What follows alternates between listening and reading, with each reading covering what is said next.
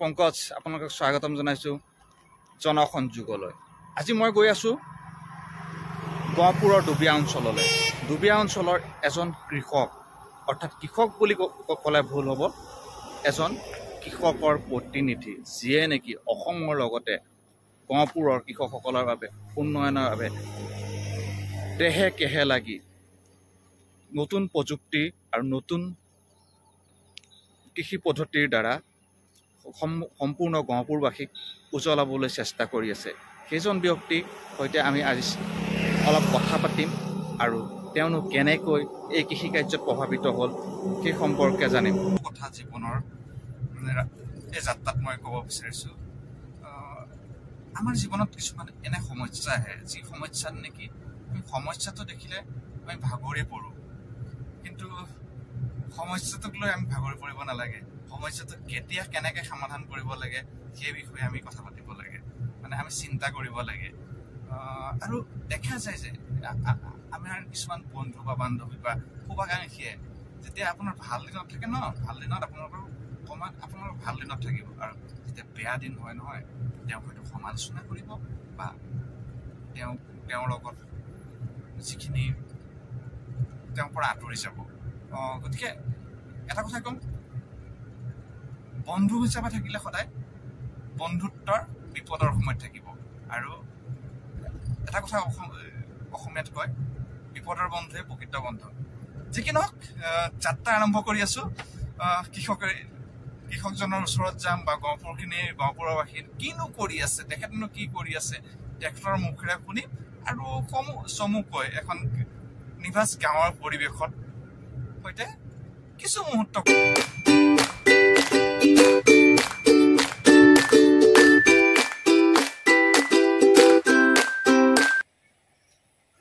গাঁৱৰ পৰিৱেশৰ মাজত পালোঁ। গাড়ীখন ইটো পাৰে থৈ দিবলগীয়া হ'ল, যিহেতু ৰাস্তাটো বনাই আছে। আমি লাহে লাহে খোজকাঢ়ি গাঁৱৰ মাজলৈ আগবাঢ়িম। গাঁৱৰ নিভাঁজ পৰিৱেশ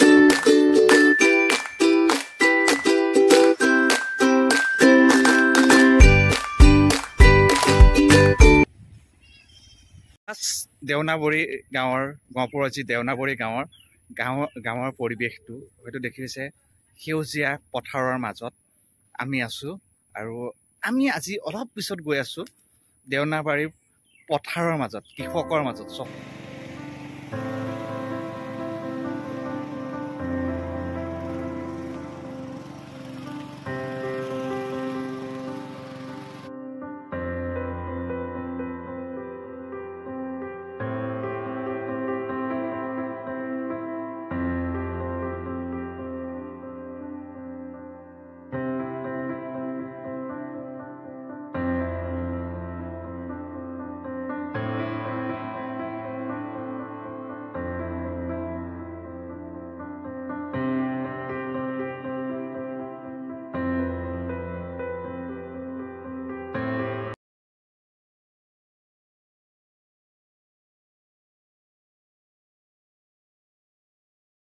গাঁৱৰ নিভাঁজ পৰিৱেশৰ মাজত আজি পথাৰত মই অলপ পিছত বোকা ৰোৱা দেখুৱাম। দেওনাবৰীৰ ৰাইজ আছে, বহুত মানুহ আছে, মই অকণ চাই লওঁ। গুপ্তৰাশী ফাৰ্মাৰ প্ৰডিউচাৰ কোম্পানী, মই যোনজনক মানুহক চিনাকি কৰি দিব বিচাৰিছিলোঁ, হিমকান্ত গগৈ ডাঙৰীয়া। তেখেতে গোটেই গহপুৰ বাবে কেনেকৈ গোটেই ৰাজ্যক কৃষি কাৰ্যৰ বাবে আগুৱাই আনিলে।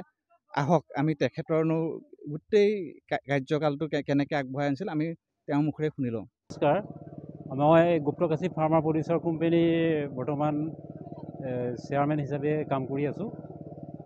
আমাৰ কোম্পানী পূব ছয়দুৱাৰ অন্তৰ্গত আমাৰ 15খনমান গাঁও মানে এক্টিভ FIG হিচাপে কাম কৰি আছে।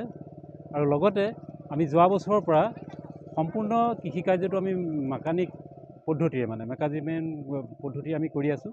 যোৱা বছৰ আমি 200 বিঘামান মাটি আমি ট্ৰেন্সপ্লান্টাৰ দি ধান খেতি ৰোপণ কৰিছিলোঁ, আৰু সেই যথেষ্ট কৃষক তাৰ কাৰণে উপকৃত হ'ল। বিচাৰিছোঁ কিষাণ সংঘৰ পৰা গুপ্তকাশী FPC লৈ অকণমান যদি মানে উদ্দেশ্যটো আমাৰ ভিউৱাৰ্ছক যদি জনাই দিয়ে। বৰ্তমান মই ভাৰতীয় কিষাণ সংঘ বুলি যিটো অনুষ্ঠান আছে তাৰ অল আছামৰ ভাইচ প্ৰেচিডেণ্ট হিচাপে কৰ্মৰত হৈ আছোঁ। তো আমাৰ ভাৰতীয় কিষাণ সংঘৰ জৰিয়তে আমি যথেষ্টখিনি আগৰ পৰা কৃষিৰ ক্ষেত্ৰত কৃষকসকলক দি আছিলোঁ পথাৰে গাঁৱে গাঁৱে, আৰু লগতে আমাক সেই সময়ত কৃষি বিজ্ঞান কেন্দ্ৰ যথেষ্ট সহায় কৰিছিলে। এতিয়া কৃষি বিজ্ঞান কেন্দ্ৰৰ পৰা আমাক বীজ যথেষ্টখিনি আমাক যোগান ধৰিছিলে কৃষকসকলক।